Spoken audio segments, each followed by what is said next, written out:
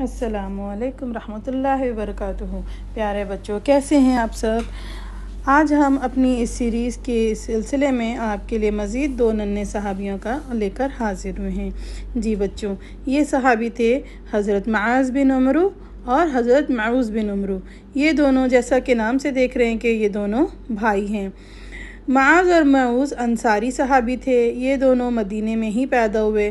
ان کے والد کا نام عمرو بن الجمع اور والدہ ہند بنت عمرو بن حزام۔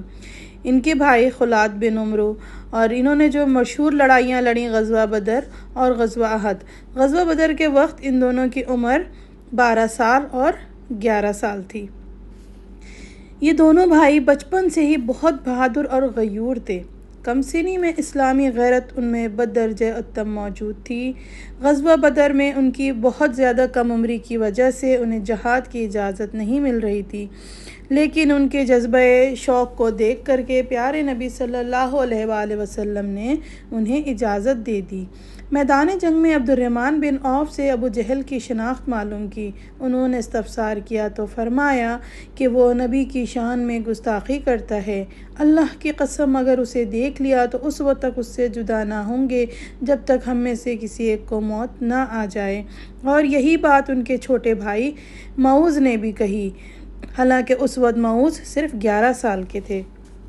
جیسے ہی ابو جہل نظر آیا تو یہ دونوں تلواریں لے کر ٹوٹ پڑے اور یہاں تک کہ اسے قتل کر کے دم لیا۔ اس کے بعد انہوں نے پیارے نبی صلی اللہ علیہ وآلہ وسلم کو خبر دی۔